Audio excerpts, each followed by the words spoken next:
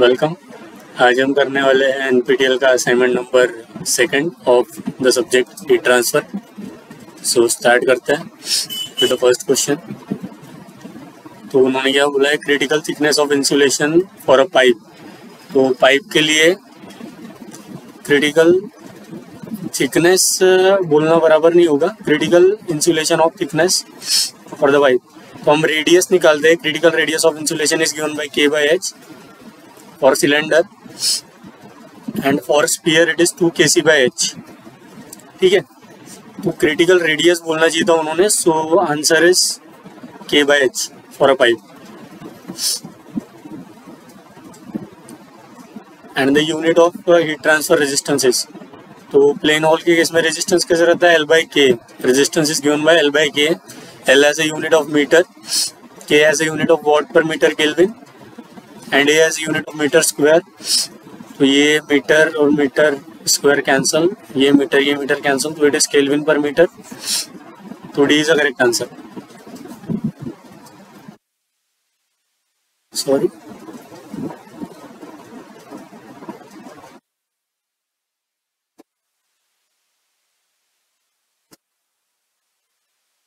अगर heat flux को consider करके करना है, मतलब उन्होंने एरिया नहीं लिया है, ये भी सही है answer, because L/K is the resistance. So kelvin per metre is the correct answer. And if we are considering heat flux as ΔT/RTH, तो heat flux is nothing but watt per metre square and it is kelvin. और ये thermal resistance is kelvin metre square per watt. Heat flux consider करके करेंगे तो ये आएगा, और heat transfer rate consider करके करेंगे तो ये आएगा।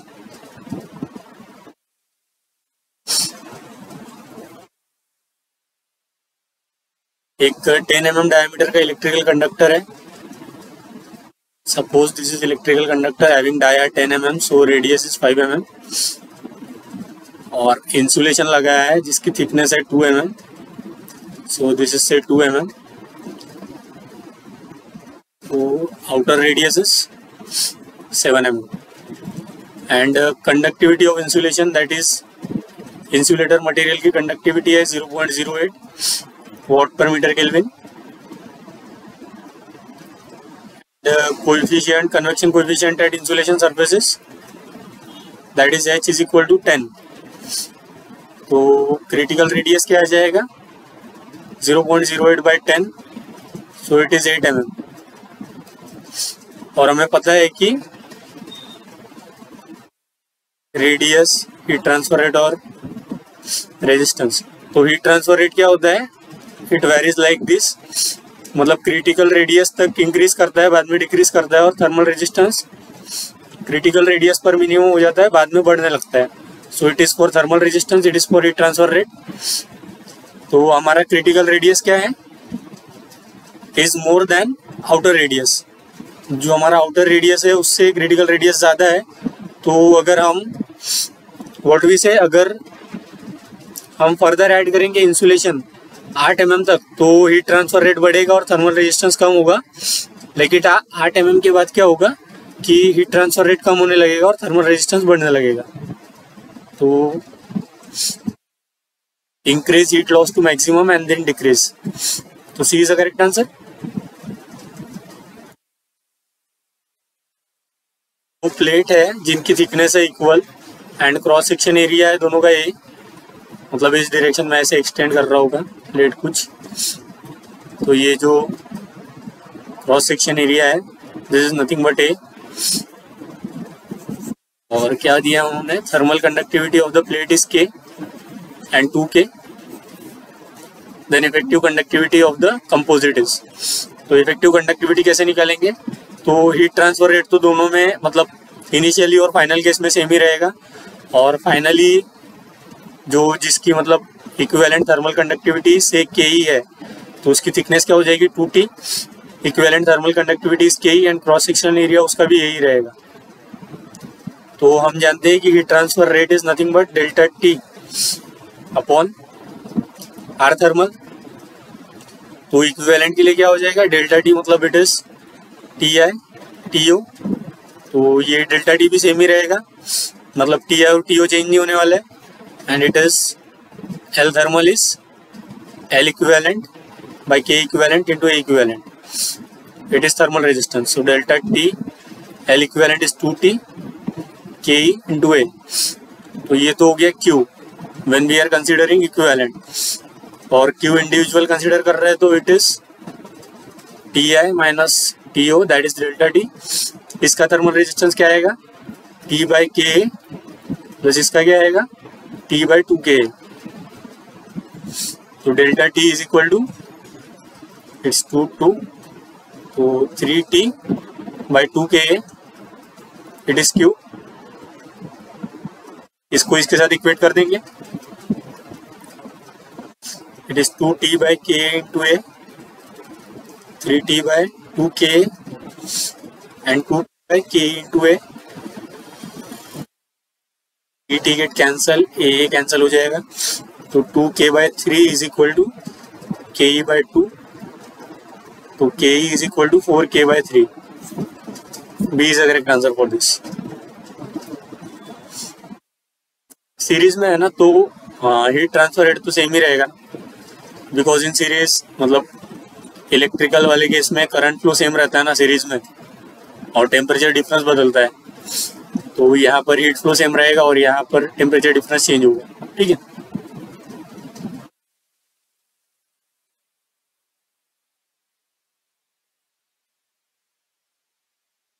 क्या दिया है क्वेश्चन उन्होंने, एक रेडियो एक्टिव वेस्ट मटेरियल है, suppose this is waste material of conductivity say K1, it is say K1 and stored in a stainless steel. तो स्टेनलेस स्टील में स्टोर किया है, जिसका आउटर डाया दिया है उन्होंने, मतलब जिसका इनर डाया है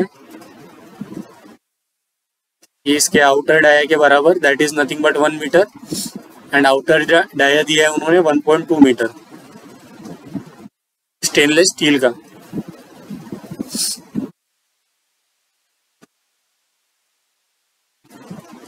ठीक है, और आउटसाइड जो एटमॉस्फेयर है उसकी क्या कंडीशन दी है उन्होंने,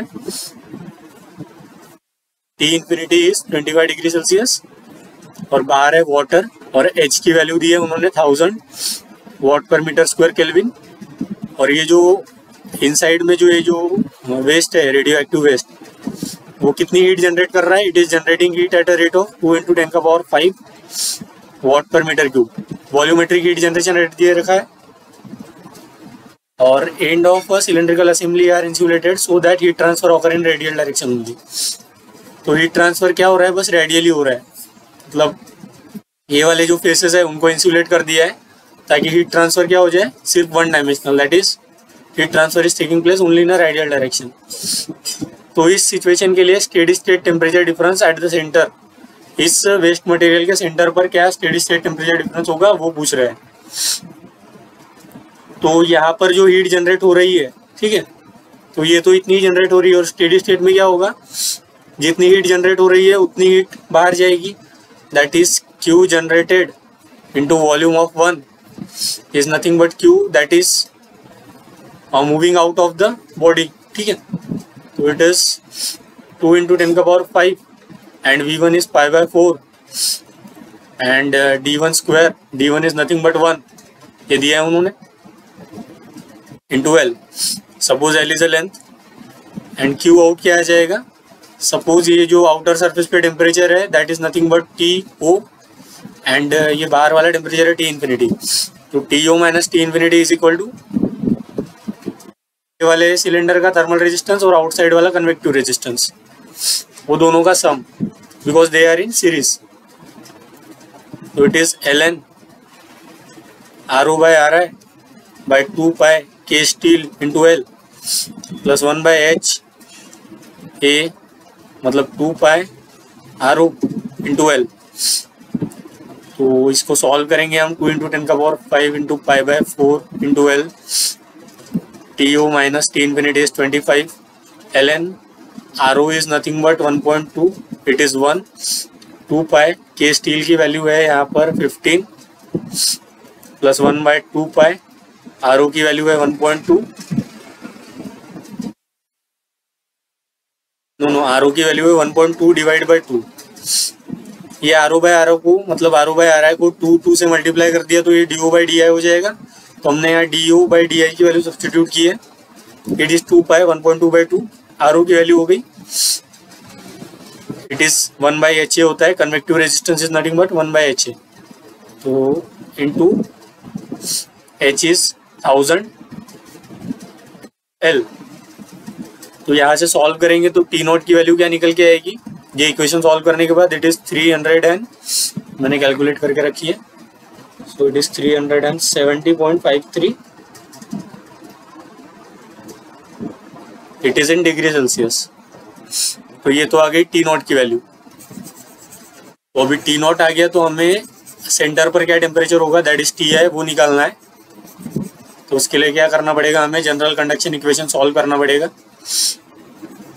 तो वो करते हैं हम।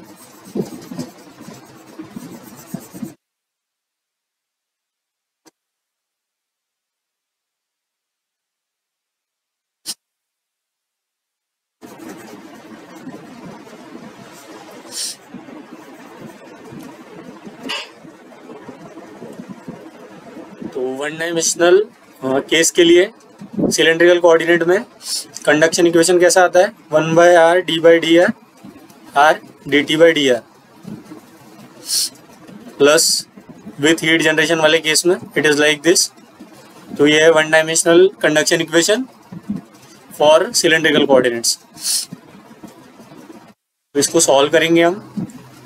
ये कुछ इस तरीके से आएगा, minus q dot g by k, here k is k1 into r। तो r dt by dr is equal to minus q dot g by 2k1 times r square plus c1। तो dt by dr minus q dot g r square by 2k1 और r उधर ले गए तो it is q dot g r by 2k1 plus c1 by r। तो at a centre temperature is maximum, so dt by dr is 0 at r is equal to 0। तो ये वाला term 0 हो जाएगा सेंटर पे। तो वहाँ से कांस्टेंट की वैल्यू क्या हो जाएगी, 0। ठीक है। तो ये तो हो गया इसके लिए। यहाँ से आ गया हमारा C1 इज इक्वल टू 0। तो आफ्टर गेटिंग C1 as 0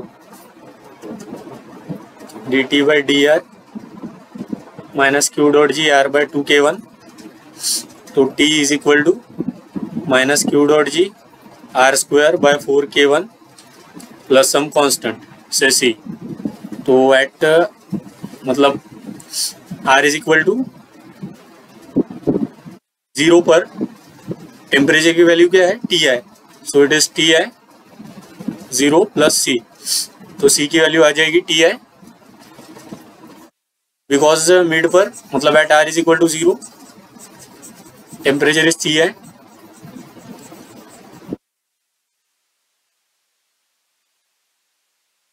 में टेम्परेचर डिस्ट्रीब्यूशन मिल गया which is varying with r। So it is T is equal to minus q dot g r square by 4k1 plus Ti। तो Ti हमें find करना है, that is temperature, steady state temperature find करना है हमें। And at r is equal to capital R, मतलब ये जब r की वैल्यू हो जाएगी 1/2, मतलब डायमीटर 1 है ना, तो रेडियस क्या हो जाएगा यहाँ पर पेरीफेरी पर, दैट इज हाफ, मतलब 0.5 मीटर। तो at r is equal to 0.5 metre, t is equal to TO, और TO हमने निकाल के रखा है।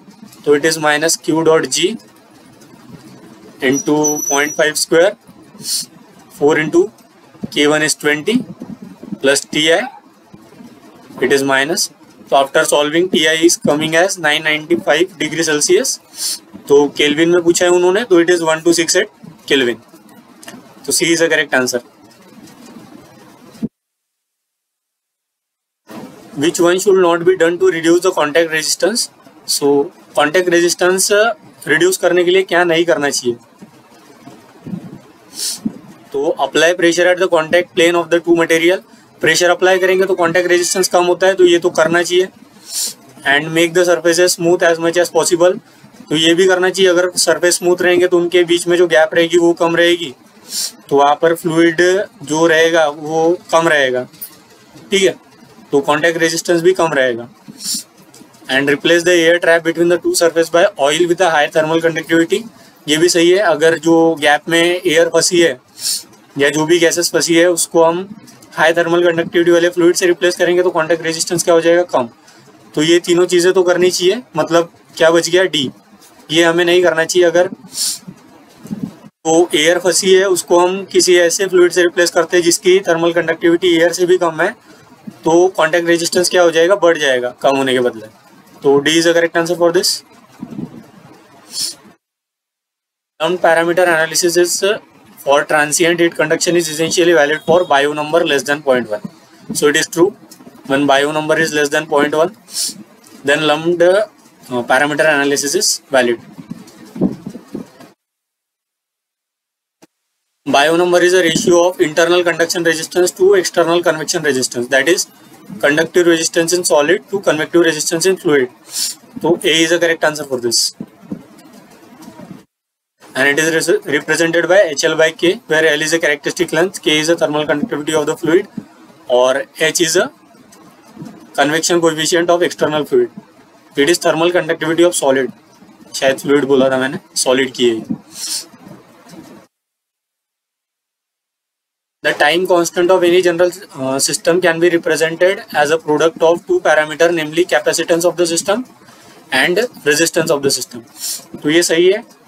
इलेक्ट्रिकल वाले केस में भी टाइम कांस्टेंट को हम R इंटू सी से रिप्रेजेंट करते हैं, that is resistance into capacitance, और थर्मल वाले केस में भी it is thermal resistance into thermal capacitance, that is thermal resistance is 1/HAS, thermal capacitance is rho into V into C, तो it is capacitance, it is resistance.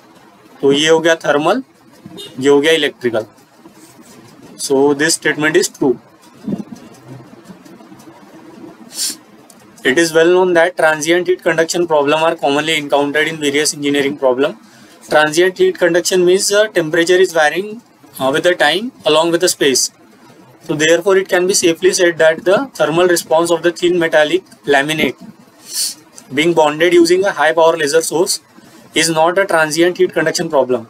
तो ये statement है गलत। Why? Because अगर laser के help से कोई metallic मतलब शीट को हम बॉन्ड कर रहे हैं तो उसको रिस्पॉन्ड करने के लिए थोड़ा सा टाइम लगेगा, मतलब यूनिफॉर्म टेम्परेचर पे आने के लिए पूरे सिस्टम को टाइम लगेगा, वो थिन होगी फिर भी टाइम लगेगा। तो इसलिए मतलब कुछ समय तक स्टेडी स्टेट पे आने से पहले वो जो कंडीशन रहेगी वो ट्रांजिएंट रहेगी, means it is unsteady in nature and it will vary with the time. So this statement is incorrect and it is false.